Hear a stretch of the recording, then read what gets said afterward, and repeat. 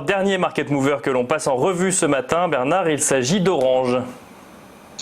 Exactement, donc là aussi, une valeur plutôt sécurisante pour les investisseurs. La valeur a publié ses résultats la semaine dernière, le 17 avril, il me semble. Et si l'entreprise de télécommunications nous a annoncé vouloir réduire son dividende 2019 de 0,7 € à 0,5 €, elle n'a pas fait état d'une modification substantielle de ses prévisions pour l'année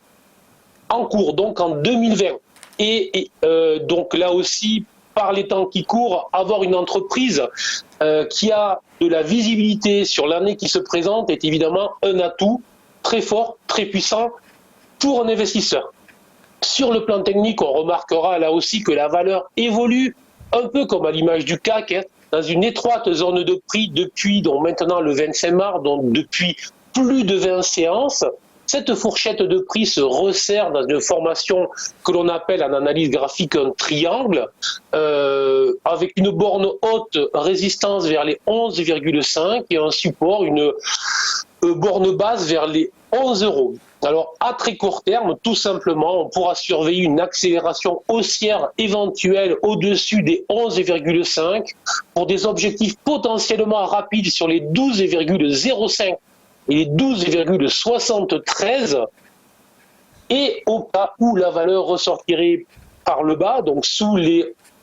11 €, à ce moment-là, moi je continuerai à surveiller la valeur pour des achats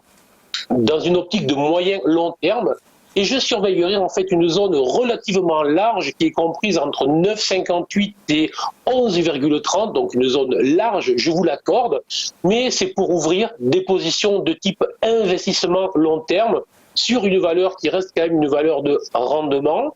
malgré la baisse de son dividende, une valeur plutôt sécurisante comme on l'a vu. Voilà, ce n'est pas une valeur qui va nous faire de gros résultats en termes de rendement, mais c'est une valeur qui devrait,